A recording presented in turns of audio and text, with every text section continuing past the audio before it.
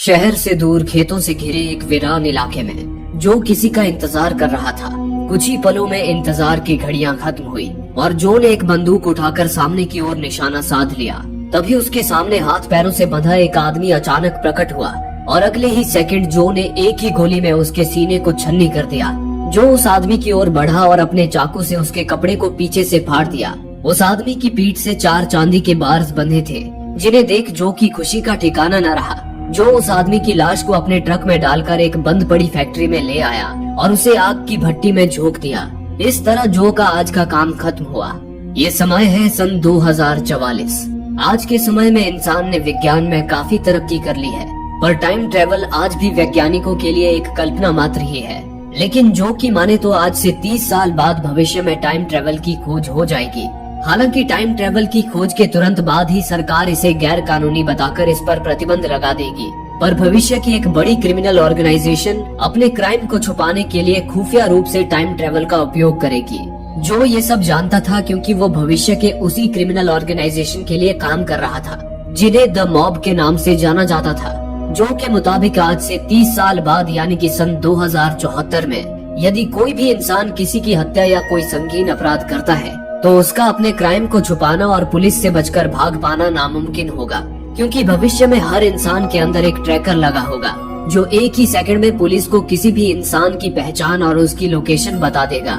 इससे क्रिमिनल्स का अपने दुश्मन को मारकर उसकी लाश को ठिकाने लगा पाना नामुमकिन हो जाएगा। पर भविष्य की उस क्रिमिनल ऑर्गेनाइजेशन मॉब ने इसका भी एक तोड़ ढूंढ लिया था। जब भी उन्हें किसी की हत्या करनी होती थी तो वो वर्तमान के कुछ खास कातिलों की मदद लेते थे, जिन्हें लूपर्स कहा जाता था। जो उन्हीं लूपर्स में से एक था। भविष्य में मॉब के लोग पहले तो अपने टारगेट को पकड़कर उसके हाथ पैर बांध देते थे और उसके चेहरे को कपड़े से ढक देते थे। फिर वो उसी टाइम मशीन के जरिए जो या उसकी ही तरह और किसी लूपर्स के पास आज के वर्तमान समय में भेज देते थे। हर लूपर्स के टारगेट के आने की अपनी अपनी जगह होती थी। लूपर्स को बस टारगेट के भविष्य से वर्तमान में आने का समय बता दिया जाता था। फिर जैसे ही टारगेट भविष्य से वर्तमान समय में प्रकट होता था तो लूपर्स उसे गोली मार देते थे और उसकी लाश को जला देते थे। इस तरह भविष्य से वो टारगेट गायब ही हो जाता था और मॉब के लोग पकड़े भी नहीं जाते थे। भविष्य से मॉब के लोग अपने हर टारगेट के साथ उसकी पीठ पर कुछ चांदी के बार्स भी लगाकर भेजते थे, जो लूपर्स के काम का इनाम होता था। मॉब के लोग वर्तमान समय के एक माफिया कंपनी से भी जुड़े हुए थे, जो लूपर्स के काम पर नजर रखती थी। ये काम लूपर्स को ऐशो आराम की जिंदगी तो देता था, पर ये उनके लिए तब एक बुरा सपना बन जाता था जब उनके रिटायरमेंट का समय आता था। भविष्य में टाइम ट्रेवल इतना गैर कानूनी था कि मॉब के लोग अपने पीछे टाइम ट्रेवल का कोई भी सबूत नहीं छोड़ना चाहते थे। इसलिए वो जब भी किसी लूपर को काम पर रखते थे तो वो लूपर्स के साथ एक कॉन्ट्रैक्ट भी साइन करते थे, जिसके मुताबिक जब भी उन्हें किसी लूपर का कॉन्ट्रैक्ट खत्म करना होता था तब मॉब के लोग भविष्य से उस लूपर के 30 साल बाद वाले रूप को ही टारगेट बनाकर उसी लूपर के पास वर्तमान समय में भेज देते थे। उस लूपर के भविष्य वाले रूप का चेहरा कपड़े से ढका होता था, इसलिए वो लूपर खुद के भविष्य वाले रूप को पहचान नहीं पाता था और उसे आम टारगेट समझकर शूट कर देता था। इस तरह भविष्य से उस लूपर का नामो निशान तक मिट जाता था। इसे अपना लूप क्लोज करना कहा जाता था। लूपर्स को इस बात का पता तब चलता था जब उन्हें अपने टारगेट की पीठ पर चांदी की जगह सोने के ढेर सारे बार्स बंधे मिलते थे। सोने के बार्स देखकर लूपर समझ जाते थे कि उन्हें काम से रिटायर कर दिया गया है और वो सोने के बार्स उनके रिटायरमेंट का इनाम है, जिससे वो 30 सालों तक ऐशो आराम से जिंदगी गुजार सकते थे, क्योंकि 30 साल बाद तो वो चाहे जहाँ भी छुपे हों उन्हें मारने के लिए दोबारा पास्ट में भेज ही दिया जाएगा। पर कुछ दिनों से एक अजीब बात हो रही थी। पहले तो कभी कभार ही किसी लूपर को रिटायर किया जाता था, पर आजकल न जाने क्यों हर दिन एक के बाद एक लूपर्स का लूप क्लोज करवाकर उन्हें रिटायर किया जा रहा था। हालांकि जो को इस बात की फिक्र नहीं थी, क्योंकि वो सिर्फ आज में ही जीता था। उसने अब तक इस काम से काफी सारे चांदी के बार्स भी इकट्ठे कर लिए थे। काम खत्म होने के बाद वो हर रोज अपनी माफिया कंपनी के क्लब में आता था और वहाँ ड्रग के नशे में डूब जाता था। साथ ही जो हर रोज कुछ वक्त एक कैफे में भी बिताता था, जहाँ बिएट्रिक्स नाम की एक वेट्रेस उसकी अच्छी दोस्त बन चुकी थी। आज के जमाने में दुनिया की 10% आबादी ऐसी भी थी जिनमें टेलीकिनेटिक शक्तियाँ विकसित हो गई थी, जिससे वो किसी चीज पर फोकस करके उसे हवा में उड़ा सकते थे। हालांकि अभी उनकी शक्तियाँ इतनी ही थी जिससे वे केवल सिक्के जैसी हल्की चीजों को ही कंट्रोल कर सकते थे। उन 10% लोगों में एक सेथ भी था, जो एक लूपर था और जो का अच्छा दोस्त भी था। ऐसे ही एक रात जो अपने घर पर सुकून की नींद सो रहा था, तभी सेथ खिड़की से उसके घर में घुस आया। सेथ काफी ज्यादा डरा हुआ था। जो ने सेथ से उसके डर का कारण पूछा। इस पर सेथ ने बताया, आज मॉब ने भविष्य से मेरे लिए एक टारगेट भेजा था। हालांकि उसका चेहरा कपड़े से ढका था, पर उसने आते ही एक गाना गुनगुनाना शुरू कर दिया। ये वही गाना था जो मेरी माँ बचपन में मेरे लिए गुनगुनाया करती थी। उससे मुझे पता चल गया कि वो टारगेट मेरा ही फ्यूचर वाला रूप है। मैं समझ गया कि उसे मारकर मुझे रिटायर होना है, लेकिन अपने फ्यूचर वाले रूप को खत्म करने से पहले मैं उसका चेहरा देखना चाहता था। इसलिए मैंने उसके चेहरे से कपड़ा हटाया। तभी वो मुझे बताने लगा कि फ्यूचर में उनकी क्रिमिनल ऑर्गेनाइजेशन द मॉब में एक नया बॉस आया है, जिसका नाम है द रेन मेकर। वो रेन मेकर सारे लूपर्स को रिटायर करना चाहता है, इसलिए वो एक के बाद एक हम सबके फ्यूचर वाले रूप को यहाँ भेजकर हमें मरवा रहा है। ये बातें बताने के बाद मेरा फ्यूचर वाला रूप अचानक वहाँ से भागने लगा। मैं उसे मार सकता था, पर मुझ में उसे मारने की हिम्मत नहीं हुई। लेकिन अब हमारी माफिया कंपनी के लोग मेरे पीछे पड़ गए हैं। वो मुझे खत्म करना चाहते हैं, क्योंकि मैं मरा तो मेरा फ्यूचर वाला रूप भी खत्म हो जाएगा। ये कहकर सेथ खुद को बचाने के लिए जो के आगे गिड़गिड़ाने लगा। तभी इतने में ही माफिया के लोग जो के दरवाजे पर आ गए और दरवाजा पीटने लगे। खतरे को देखते हुए जो ने सेथ को बेसमेंट में एक खुफिया लॉकर में छुपा दिया, जहां वो अपने चांदी के बार्स जमा करके रखता था। इसके बाद जो ने दरवाजा खोला और माफिया के लोग अंदर आकर सेथ को ढूंढने लगे, पर सेथ उन्हें नहीं मिला। माफिया के उन लोगों में किड ब्लू नाम का एक आदमी भी था। किड ब्लू ने जो से कहा, तुम्हें इसी वक्त हमारे साथ चलना होगा, बॉस तुमसे मिलना चाहते हैं। इस पर जो किड ब्लू के साथ बॉस के पास आ गया। उनका बॉस था एब, जो भविष्य से आया था। दरअसल एब को कई साल पहले मॉब के लोगों ने लूपर्स को चलाने के लिए भविष्य से वर्तमान में भेजा था। तब से एब ने यहाँ आकर एक बड़ी माफिया कंपनी खड़ी कर ली थी और अब पूरे शहर में बस उसी का राज चलता था। एब ने जो से कहा, मुझे पता है कि सेथ तुम्हारे अलावा और कहीं नहीं जाएगा। अब तुम्हारे पास दो रास्ते हैं, या तो तुम हमें सेथ का पता बता दो, या हम तुम्हारे वो सारे चांदी के बार्स जब्त कर लेंगे जो तुमने अपने फ्यूचर के लिए जमा करके रखे हैं। इस पर जो भी एक पल को सोच में पड़ गया। उसे पता था कि आज नहीं तो कल सेथ पकड़ा ही जाएगा, इसलिए उसने अपने चांदी के बार्स बचाने के बारे में सोचा और उन्हें सेथ का पता बता दिया। उधर दूसरी ओर सेथ का फ्यूचर वाला रूप यानी कि ओल्ड सेथ अपनी जान बचाकर बेतहाशा भागे जा रहा था। तभी अचानक उसके हाथ पर किसी पुराने जख्म के रूप में एक एड्रेस उभर आया। ये इस बात का संकेत था कि यंग सेथ पकड़ा गया है और एब के लोग उसके हाथ पर वो एड्रेस कुरेद कर ओल्ड सेथ को उस एड्रेस पर बुला रहे थे। ओल्ड सेथ यंग सेथ का ही फ्यूचर था, इसलिए यंग सेथ के साथ जो भी बीतेगी उसका असर ओल्ड सेथ पर भी होगा। हालांकि ओल्ड सेथ ने इस बात को अनदेखा किया और भागना जारी रखा, लेकिन अगले ही पल अपने आप एक के बाद एक उसकी 2 उंगलियां ही गायब हो गई और उसकी नाक भी आधी हो गई। ओल्ड सेथ समझ गया कि एब के लोग यंग सेथ के शरीर के अंग काटकर उसे टॉर्चर कर रहे हैं। इससे पहले कि वे यंग सेथ को मार डालते, वो फौरन एक कार चुराकर उस एड्रेस पर जाने के लिए निकल गया जो उसके हाथ पर उभर आया था। ओल्ड सेथ तेजी से कार भगा ही रहा था कि तभी उसके दोनों पैर भी गायब हो गए, जिससे उसकी कार का एक्सीडेंट हो गया। ओल्ड सेथ जैसे तैसे कार से बाहर आया। वो एड्रेस करीब ही था। ओल्ड सेथ हाथों के बल रेंगता हुआ उस एड्रेस पर पहुंचा और दरवाजा पीटने लगा, पर देखते ही देखते उसके दोनों हाथ भी गायब हो गए। यानी कि एब के लोगों ने यंग सेथ के सारे अंग काट दिए थे और उसके अंदर बस आखिरी सांसें बची थी। इतने में ही दरवाजा खोलकर किड ब्लू बाहर आया और एक गोली मारकर ओल्ड सेथ को भी खत्म कर दिया। इसी के साथ दर्द से तड़प रहे यंग सेथ की भी आखिरी सांसें बंद हो गई। उधर जो सेथ की मौत से दुखी था, लेकिन इस घटना ने उसे एहसास दिला दिया था कि एब से गद्दारी का कितना भयानक अंजाम हो सकता था। इसलिए वो अपना काम ईमानदारी से करता गया। इसी दौरान एक दिन जो अपने टारगेट के आने का इंतजार कर रहा था, समय हो जाने पर भी उसका टारगेट आया ही नहीं। ये देख जो सोच में पड़ गया। तभी अगले ही पल उसका टारगेट वहाँ प्रकट हुआ। लेकिन हैरानी की बात थी कि उस टारगेट का चेहरा खुला था और उसके हाथ पैर भी बंधे नहीं थे। उसी पल जो ने उसकी आंखों में देखा। उसकी आंखों का रंग जो से हूबहू मेल खा रहा था, मतलब साफ था। वो जो का फ्यूचर वाला रूप यानी कि ओल्ड जो था, पर जो सेथ की तरह उसे छोड़ने की गलती नहीं दोहरा सकता था। उसने ओल्ड जो पर गोली दागी, पर ओल्ड जो पीछे मुड़ गया, जिससे गोली ओल्ड जो की पीठ पर बंधे सोने के बार से टकराई और वो बच गया। जो अपनी बंदूक रिलोड करने लगा, लेकिन उससे पहले ही ओल्ड जो ने उसे पीटकर बेहोश कर दिया और उसका ट्रक और बंदूक लेकर वहाँ से भाग निकला। कुछ देर बाद जब जो को होश आया तो उसे ओल्ड जो का छोड़ा एक नोट मिला, जिसमें उसने लिखा था कि अपनी जान बचाओ, ये शहर छोड़कर भाग जाओ। लेकिन जो जानता था कि अगर वो भागा तो एब उसकी जिंदगी को जहन्नुम बना देगा। वो ओल्ड जो को मारकर अपना काम पूरा करना चाहता था।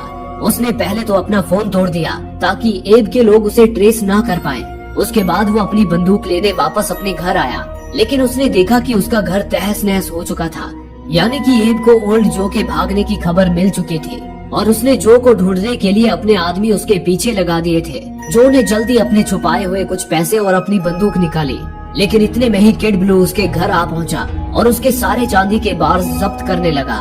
मौका मिलते ही जो ने किड ब्लू को मारकर बेसमेंट में धकेल दिया और उसे वहीं लॉक कर दिया। जो ने किड ब्लू को समझाने की कोशिश की कि वो ओल्ड जो को जल्द ही ढूंढ लेगा और उसे खुद खत्म कर देगा, पर किड ब्लू उसे मारने पर ही तुला था। वो अंदर से ही उस पर गोलियां दागने लगा। इतने में ही किड ब्लू का साथी भी वहां आ गया और वो भी जो पर गोलियां बरसाने लगा। ये देख जो फायर एग्जिट से नीचे उतरने लगा, पर हमले से बचने के चक्कर में उसका हाथ छूट गया और वो सीधा नीचे जा गिरा। इसी के साथ कहानी ने एक नया मोड़ लिया और कहानी वापस उस टाइम में पहुंच गई जब जो का टारगेट यानी कि ओल्ड जो भविष्य से प्रकट होने वाला था। इतने में ही ओल्ड जो भविष्य से प्रकट हुआ, लेकिन इस बार उसका चेहरा ढका हुआ था और उसके हाथ पैर भी बंधे हुए थे। जो ने अगले ही सेकंड उसे गोली से उड़ा दिया।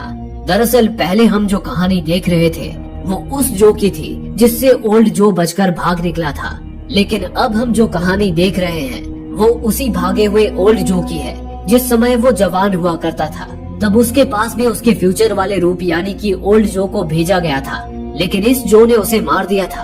अब आगे हम देखेंगे कि इस जो के ओल्ड जो को मारने के बाद क्या हुआ। ओल्ड जो की पीठ पर बंधे सोने के बार्स देख जो को अपने रिटायरमेंट का पता चल चुका था। उसने अपनी रिटायरमेंट खुशी से एक्सेप्ट की। बाद में जो अपने सारे पैसे लेकर चाइना चला आया। चाइना में उसने 10 सालों तक खूब अय्याशी की। वो ड्रग का इतना आदी हो गया कि उसने ड्रग में अपने सारे पैसे उड़ा दिए। पैसे खत्म हो जाने के बाद उसने फिर गुनाह का रास्ता अपना लिया और चाइनीज गैंगस्टर्स के साथ काम करने लगा। अगले 23 सालों तक ऐसे ही चलता रहा, लेकिन फिर जो को एक चाइनीज लड़की से प्यार हो गया। उसने गुनाह का रास्ता छोड़ दिया और उस लड़की से शादी कर ली। शादी के बाद जो की पत्नी ने उसकी ड्रग की लत छुड़वाकर उसे मरने से बचाया। जो अपनी पत्नी को जान से भी ज्यादा चाहने लगा था। इसी तरह वक्त गुजरा और जो को रिटायर हुए 30 साल बीत गए। अब वो समय आ गया जब टाइम मशीन का आविष्कार हो चुका था और द रेन मेकर उनके क्रिमिनल ऑर्गेनाइजेशन मॉब का बॉस बन चुका था। उस वक्त हर न्यूज चैनलों पर केवल रेन मेकर के आतंक की खबरें ही छाई हुई थी। अब रेन मेकर के लोग किसी भी समय बूढ़े हो चुके जो को पकड़कर 30 साल पीछे यंग जो के हाथों मरने भेजने वाले थे। इसी तरह एक सुबह जब ओल्ड जो सोकर उठा तो देखा कि उसके हाथ पर कोई नंबर लिखा हुआ था। तभी अगले ही पल रेन मेकर के लोग ओल्ड जो के घर में घुस आए और उस पर अपनी बंदूक तान दी। इस पर जो ने भी बिना कोई विरोध किए उनके आगे सरेंडर कर दिया। लेकिन इतने में ही ओल्ड जो की पत्नी वहां आ गई। उसे वहां अचानक देख एक आदमी ने गोली चला दी, जिससे ओल्ड जो की पत्नी की मौके पर ही मौत हो गई। अपनी पत्नी को मरते देख ओल्ड जो के अंदर गुस्से की आग भड़क उठी, लेकिन वो कुछ कर पाता उससे पहले ही उन लोगों ने ओल्ड जो को टेजर गन से झटका देकर उसे पकड़ लिया और उसके हाथ बांध दिए। उन्होंने ओल्ड जो की पत्नी को उसके घर के साथ ही आग के हवाले कर दिया और ओल्ड जो को उठाकर अपने अड्डे पर ले आए, जहां उन्होंने अपनी टाइम मशीन छुपा रखी थी। टाइम मशीन में टाइम सेट करने के बाद वे ओल्ड जो की पीठ पर सोने के बार्स लगाने लगे, लेकिन तभी ओल्ड जो ने किसी तरह अपने हाथ छुड़ा लिए और उन तीनों आदमियों को पीट पीट कर मौत के घाट उतार दिया। उसके बाद ओल्ड जो खुद टाइम मशीन में बैठकर पास्ट में यंग जो के पास चला आया। यहीं से पहले वाली कहानी आगे बढ़ती है, जिसमें ओल्ड जो यंग जो से बचकर भाग निकला था।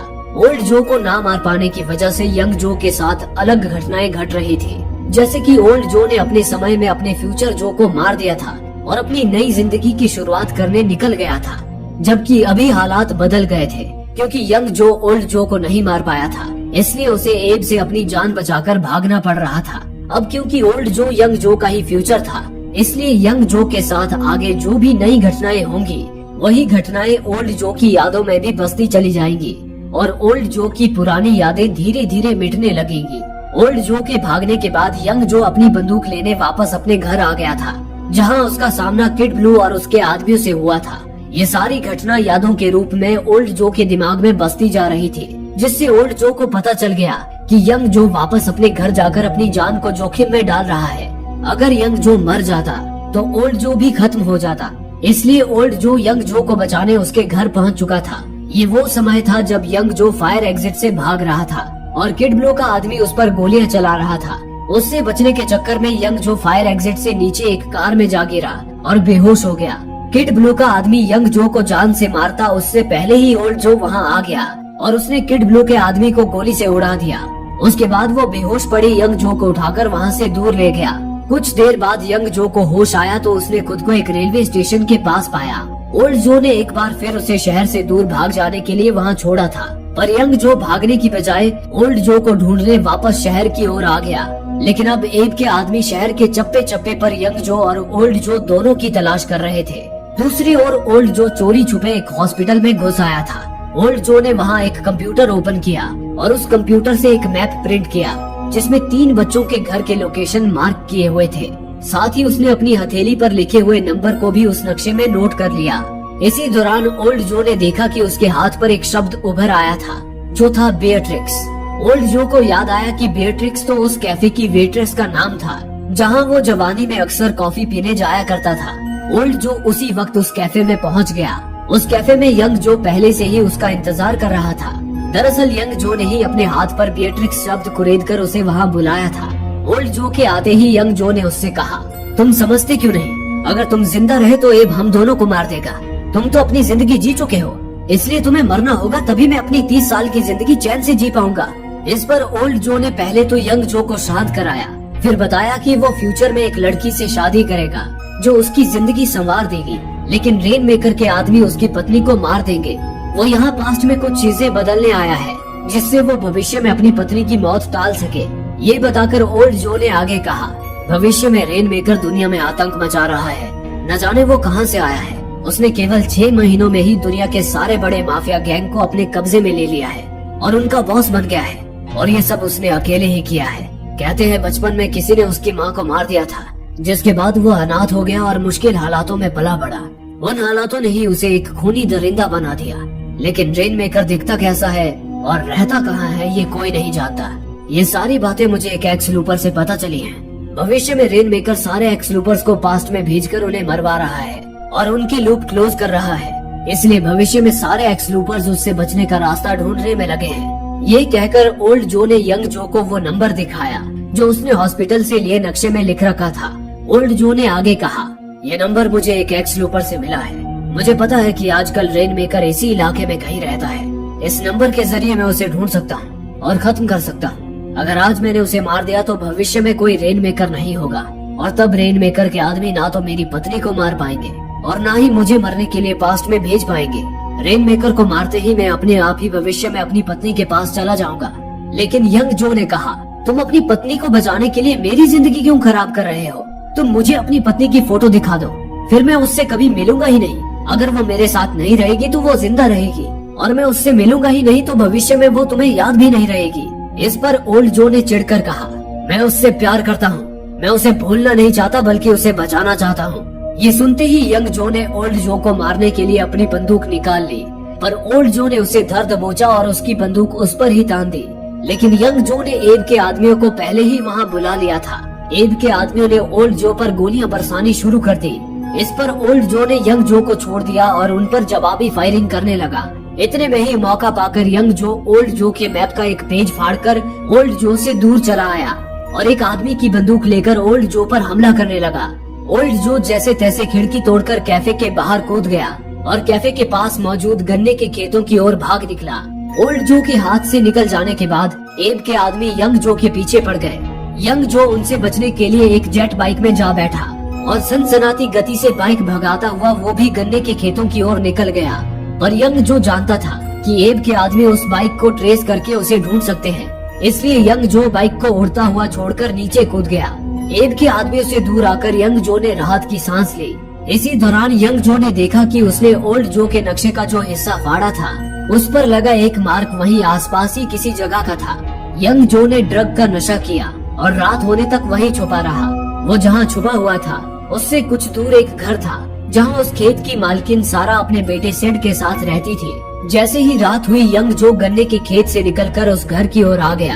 यंग जो अब भी ड्रग के नशे में था और प्यास से बेहाल था। उसने सारा से मदद मांगी पर यंग जो के हाथ में बंदूक देखकर सारा ने घर का दरवाजा बंद कर दिया यंग जो पानी के लिए तरसता हुआ दरवाजे पर ही लेट गया। कुछ देर बाद सारा का बेटा सिड यंग जो के लिए पानी लेकर आया। यंग जो की हालत देख सिड ने अपनी माँ से रिक्वेस्ट की कि वो आज रात यंग जो को वहीं रहने दे। इस पर सारा को भी यंग जो पर तरस आया। उसने यंग जो को स्टोर रूम में सोने की जगह दे दी। फिर जब सुबह हुई तो सारा अपनी बंदूक लेकर यंग जो के पास आ गई और उसे उसी वक्त वहाँ से चले जाने को कहा। इस पर यंग जो ने सारा को वो नक्शे का टुकड़ा दिखाया और कहा, मैं यहाँ से चला जाऊंगा, मुझे बस ये जानना है कि इस नक्शे में जिस जगह को मार्क किया गया है क्या वो यही जगह है। ये सुनकर सारा ने उस नक्शे को देखा और बताया कि वो जगह यही है। लेकिन तभी उसका ध्यान नक्शे पे लिखे नंबर्स पर गया। उन नंबर्स को देखते ही सारा एकदम से गुस्से में आ गई और यंग जो को शूट कर दिया। खुशकिस्मती से सारा की बंदूक घातक नहीं थी, उससे यंग जो सिर्फ घायल हुआ। दूसरी ओर ओल्ड जो एब के आदमियों से छुपता फिर रहा था। यंग जो के साथ जो भी घटनाएं घट रही थी वो ओल्ड जो की यादों में भी बसती जा रही थी। यहाँ तक कि अभी अभी यंग जो को लगी गोली का जख्म भी ओल्ड जो के सीने पर पुराने जख्म के रूप में उभर आया था। इसी दौरान उधर सारा ने यंग जो से पूछा, आखिर मेरे घर का नक्शा और ये नंबर तुम्हारे पास क्यों है?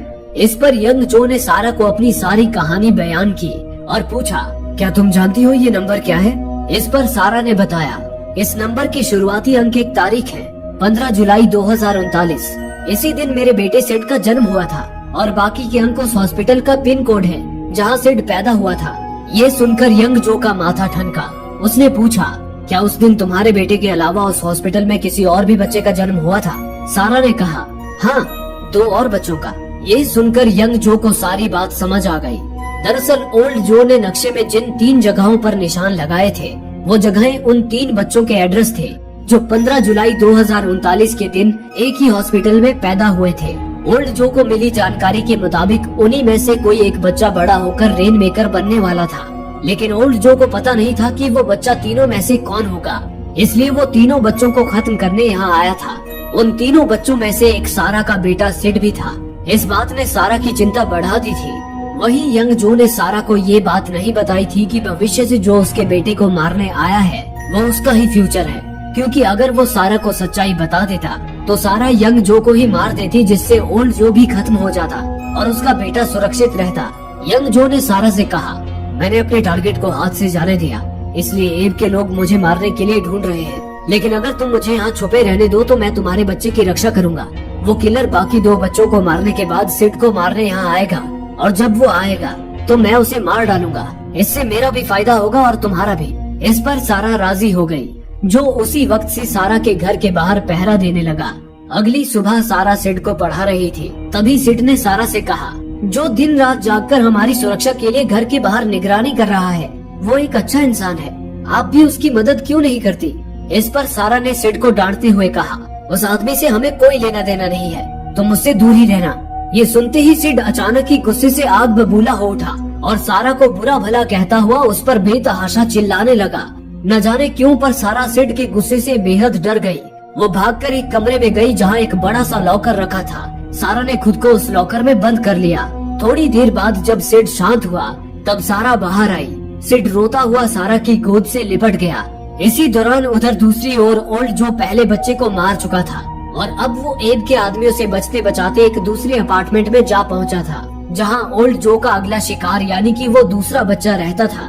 ओल्ड जो उस अपार्टमेंट का मुआयना करने लगा, पर उसे जरा भी अंदाजा नहीं था कि एब का आदमी किड ब्लू सीसीटीवी कैमरे से उस पर नजर रख रहा है। इसी दौरान उधर एब का दूसरा आदमी जैसी यंग जो की तलाश करता हुआ सारा के घर तक पहुंच चुका था। जैसी की भनक पाकर यंग जो एक कमरे में छुप गया। जैसी ने खुद को FBI एजेंट बताया और सारा को यंग जो और ओल्ड जो की फोटो दिखाते हुए कहा, ये दोनों बाप बेटे हैं जो कि भागे हुए मुजरिम हैं और पुलिस को इनकी तलाश है। मुझे शक है कि ये दोनों इसी इलाके में छुपे हुए हैं। ये कहकर जैसी जबरदस्ती सारा के घर की तलाशी लेने लगा। हालांकि सारा जैसी की असलियत जान चुकी थी, पर अगर वो उसे रोकती तो उसे सारा पर शक हो जाता। अब यंग जो बुरी तरह फंस चुका था। भागने के लिए उसे अब कोई रास्ता नजर नहीं आ रहा था। तभी सिड चुपके से यंग जो को एक खुफिया कमरे में ले गया। उस कमरे से एक सुरंग निकलती थी। सिड यंग जो को उस सुरंग के रास्ते घर से बाहर ले आया। जैसी को जब घर पर कोई नहीं मिला तो वो वापस चला गया और यंग जो बाल बाल बच गया। सिड ने यंग जो को बताया कि वो सुरंग उसके दादाजी ने लुटेरों से बचने के लिए बनवाई थी। यंग जो ने उसे बचाने के लिए सिड और सारा का शुक्रिया अदा किया अब सारा भी यंग जो को पसंद करने लगी थी। रात के वक्त सारा ने यंग जो के साथ वक्त बिताने के लिए उसे अपने कमरे में बुलाया। इसी दौरान यंग जो ने सारा को अपने हाथों से एक लाइटर हवा में उड़ाते देखा, यानी कि सारा में भी टेलीकिनेटिक शक्तियाँ थी। बातों ही बातों में सारा ने यंग जो को बताया कि जब जेसी ने उसे यंग जो और ओल्ड जो की फोटो दिखाई थी, तभी वो समझ गई थी कि सिड को जो किलर मारना चाहता है वो यंग जो का ही फ्यूचर वाला रूप है। लेकिन सारा को अब यंग जो पर भरोसा था कि वो अपने फ्यूचर ओल्ड जो को जरूर खत्म कर देगा और सिड को मरने नहीं देगा। इसलिए उसने यंग जो को जेसी से बचाया। उस रात यंग जो और सारा ने कुछ प्यार भरे पल साथ बिताए। अगली सुबह जब यंग जो सोकर उठा तो सारा अपने बेड पर नहीं थी। यंग जो जब नीचे आया तभी उसने देखा कि जेसी दोबारा वहाँ आ धमका था और उसने सारा को बंदी बना लिया था। उसे देख यंग जो ने अपनी बंदूक नीचे कर दी और जेसी से कहा कि वो सारा को छोड़ दे ताकि वो दोनों बीच का रास्ता निकाल पाए। इस पर जेसी ने सारा को छोड़ दिया। यंग जो ने जेसी से कहा, मैं खुद अपने फ्यूचर को मारना चाहता हूँ, वो जल्दी यहाँ आने वाला है, प्लीज मुझे अपनी गलती सुधारने का एक मौका दो। इस एहसान के बदले मेरे पास जो 948 चांदी के बार्स हैं वो मैं तुम्हें दे दूंगा। लेकिन जेसी नहीं माना और यंग जो को एब के पास ले जाने पर अड़ गया। इसी दौरान सिड ऊपर के कमरे से निकलकर बाहर आया। अचानक सिड को देख जेसी ने सिड पर अपनी बंदूक तान दी। तभी सिड घबराकर पीछे हटा, जिससे सीढ़ियों पर उसका पैर फिसला और वो सीढ़ी से नीचे गिरने लगा। सिड को नीचे गिरता देख यंग जो फौरन सिड की ओर दौड़ा। सारा भी उसके पीछे भागी। यंग जो सिड को पकड़ने ही वाला था, लेकिन तभी कुछ ऐसा घटा जिस पर यकीन कर पाना नामुमकिन था। सारा सिड को बचाने के बजाय यंग जो को ही खींचती हुई घर से बाहर ले आई। सिड जैसे ही जमीन पर गिरा तभी अचानक घर के सारे सामान हवा में उड़ने लगे। अगले ही पल सिड उठा और जेसी पर गुस्से से चीखने लगा। देखते ही देखते जेसी हवा में ऊपर उठ गया और हवा में ही उसकी छाती से खून का फुवारा फूट पड़ा। इसी के साथ हवा का एक तेज बवंडर उठा और जेसी के चिथड़े उड़ गए। ये अजीबोगरीब घटना सिड के डर और गुस्से का नतीजा थी। दरअसल सिड में भी टेलीकिनेटिक शक्तियाँ थी, पर दूसरों से अलग वो सिर्फ छोटी चीजों को ही नहीं बल्कि हर चीज को अपने दिमाग से कंट्रोल कर सकता था। लेकिन वो अभी बच्चा था, इसलिए अपनी शक्तियों पर उसका काबू नहीं था। वो जब भी डर जाता था या उसे जब भी गुस्सा आता था तो वो अपने आसपास तबाही मचा देता था और उस वक्त जो कोई भी सिड के सामने होता था वो अपनी जान से हाथ धो बैठता था। यही वजह थी कि सारा भी सिड के गुस्से से डरती थी। उधर ओल्ड जो दूसरे बच्चे को मारने उसके कमरे तक पहुंच चुका था। तभी उसे यंग जो के साथ घटी घटना अपनी यादों में दिखाई दी। सिड की शक्तियाँ देख ओल्ड जो को समझ आ गया कि वो बच्चा सिड ही है जो बड़ा होकर रेन मेकर बनेगा। ओल्ड जो उस दूसरे बच्चे को छोड़कर सिड को मारने के लिए निकलने ही वाला था कि तभी उस घर में घात लगाए बैठे किड ब्लू ने टेजर गन से ओल्ड जो को पस्त कर दिया और उसे अपने अड्डे पर ले गया। वहीं दूसरी ओर यंग जो को भी समझ आ चुका था कि सिड ही बड़ा होकर रेन मेकर बनेगा। वो सिड को ढूंढता हुआ घर के अंदर आया, लेकिन सिड घर से गायब था। यंग जो ने सारा से कहा, तुम्हारा बेटा सिड आगे चलकर एक सन की हत्यारा रेन मेकर बनने वाला है।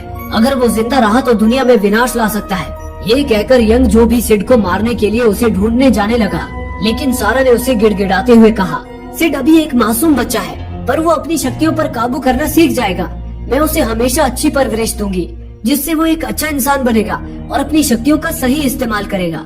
लेकिन ये सुनने के बाद भी यंग जो सिड को ढूंढने गन्ने की खेत की ओर निकल पड़ा।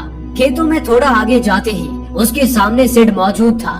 उसका चेहरा खून से लथपथ था, पर वो बड़ी ही मासूमियत से यंग जो को निहार रहा था। उसे देख यंग जो का भी दिल पिघल गया। इतने में ही सारा वहाँ आई।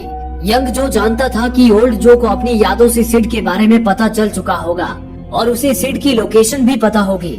उसने सारा से कहा कि वो ओल्ड जो के आने से पहले सिड को लेकर कहीं दूर निकल जाए। उधर दूसरी ओर किड ब्लू ओल्ड जो को पकड़कर एब के अड्डे पर ले आया था। एब का एक आदमी ओल्ड जो को एब के पास ले जाने से पहले उसकी तलाशी ले रहा था। तभी मौका पाकर ओल्ड जो ने किड ब्लू की बंदूक छीन ली और उसके पैर पर गोली मार दी। उसके बाद ओल्ड जो ने मशीन गन उठाई और कुछ ही मिनटों में एब और उसकी पूरी गैंग का सफाया कर दिया और वहाँ से निकल गया। लेकिन किड ब्लू अब भी जिंदा था। दूसरी ओर यंग जो सारा और सिड को छोड़कर सड़क पर आ गया था। तभी ओल्ड जो एक ट्रक में एब की गैंग के सारे सोने और चांदी के बार्स लेकर वहाँ पहुँचा। ओल्ड जो ने यंग जो से कहा, मैं तुम्हारे लिए ट्रक भरकर सोने और चांदी के बार्स लेकर आया हूँ और मैंने तुम्हारे सारे दुश्मनों को भी खत्म कर दिया है। तुम इन्हें लेकर यहाँ से चले जाओ और ऐशो आराम की जिंदगी जियो और मुझे अपना मकसद पूरा करने दो। लेकिन यंग जो किसी भी हाल में सिड को मरने नहीं दे सकता था। वो ओल्ड जो पर गोलियां चलाने लगा, लेकिन इतने में ही किड ब्लू जेट बाइक लेकर वहाँ आ गया और यंग जो और ओल्ड जो पर हमले करने लगा और यंग जो ने उसका ही काम तमाम कर दिया। लेकिन इसी बीच ओल्ड जो वहाँ से भाग निकला। उधर सारा सिड को लेकर अपनी ट्रक से निकली ही थी कि तभी ओल्ड जो बंदूक लेकर उनके सामने आ गया। उसे देख सिड बुरी तरह डर गया, जिससे उसकी शक्तियाँ उस पर हावी हो गई और उनकी गाड़ी ही पलट गई। खुशकिस्मती से सारा और सिड को ज्यादा चोट नहीं आई। वे दोनों गाड़ी से निकलकर खेतों की ओर भागने लगे, पर तभी सारा गिर पड़े। सिड ने मुड़कर सारा की ओर देखा। इतने में ही ओल्ड जो ने सिड पर गोली चला दी, जिससे सिड दूर जा गिरा। एक पल को तो लगा कि ओल्ड जो अपने मकसद में कामयाब हो चुका है, लेकिन तभी अगले ही पल आसपास की सारी चीजें हवा में ऊपर उठने लगी और इसी के साथ सिड गुस्से से उठ खड़ा हुआ। गोली सिड के जबड़े को छूकर निकल गई थी, जिससे वो सिर्फ घायल हुआ था। तभी उसने ओल्ड जो को गुस्से से देखा, जिससे चारों ओर तेज हवा का एक बवंडर फैल गया। इसी के साथ सारा और ओल्ड जो भी हवा में ऊपर उठ गए। वो बवंडर इतना भयंकर था कि उधर ट्रक लेकर उनकी ओर आ रहा यंग जो भी उसकी चपेट में आ गया, जिससे उसकी ट्रक ही पलट गई। सिड इतने गुस्से में था कि उसकी शक्ति सारा और ओल्ड जो दोनों की चिथड़े उड़ा सकती थी, पर तभी सारा ने सिड को प्यार से पुकारा और उसे शांत किया। अपनी माँ को देख सिड शांत हो गया और सारा और ओल्ड जो नीचे गिर आए। लेकिन तभी ओल्ड जो फिर उठा और सिड को फिर अपने निशाने में ले लिया। ये देख सारा ने सिड को खेतों में भागने को कहा और उसे कवर करने लगी। इस बीच यंग जो भी वहाँ आ चुका था, लेकिन वो ओल्ड जो से काफी दूर था और उसकी बंदूक की रेंज भी उतनी नहीं थी कि वो ओल्ड जो को मार पाता। अब सारा ओल्ड जो के निशाने पर थी। वो बस ट्रिगर दबाने ही वाला था कि तभी उस दृश्य को देखकर यंग जो के दिमाग में वो बात आई, जब उसे ओल्ड जो ने बताया था कि बचपन में रेन मेकर की माँ को किसी ने मार दिया था। उससे यंग जो को अंदाजा हो गया कि सिड के भविष्य में रेन मेकर बनने की वजह ओल्ड जो ही है। अगर आज ओल्ड जो सारा को मार देता तो वहीं से सिड के रेन मेकर बनने की शुरुआत होती। अपनी माँ की मौत देख सिड के अंदर गुस्से की आग भड़क उठती। उस वक्त वो वहाँ से भाग निकलता, पर वो अनाथ हो जाता और दर दर की ठोकरें खाकर बड़ा होता, जिससे उसके अंदर इंसानियत के प्रति नफरत भर आती। ये नफरत ही उसे आगे चलकर रेन मेकर बनाती। भविष्य में वो ओल्ड जो से बदला लेने के लिए सारे लूपर्स को मारता और दुनिया में भी तबाही मचाने लगता। दरअसल ओल्ड जो रेन मेकर को मारकर भविष्य बदलने आया था, लेकिन अनजाने में वो खुद ही सिड के रेन मेकर बनने की वजह बनने जा रहा था। यंग जो के पास ओल्ड जो को रोकने का अब बस एक ही रास्ता बचा था। यंग जो ने बंदूक अपने सीने पर रखी और खुद को ही शूट कर लिया। यंग जो के मरते ही उसका फ्यूचर भी अपने आप ही खत्म हो गया। इस तरह सारा की मौत टल गई और सिड भी सारा के पास वापस आ गया। यंग जो ने अपनी कुर्बानी देकर सिड के अंदर के रेन मेकर नामक शैतान को पनपने से रोक दिया था। अब आगे चलकर सिड सारा की परवरिश से एक अच्छा इंसान बनेगा और भलाई का रास्ता चुनेगा। दोस्तों, आप में से काफी लोगों का कहना है कि हमारे वीडियोस आप तक नहीं पहुंच पा रहे हैं। उसके लिए आप सब्सक्राइब बटन को दबाने के बाद नोटिफिकेशन बेल पर क्लिक करें और ऑल का ऑप्शन सिलेक्ट कर लें, ताकि हमारी सारी वीडियोस की नोटिफिकेशन आप तक पहुंच सके। धन्यवाद।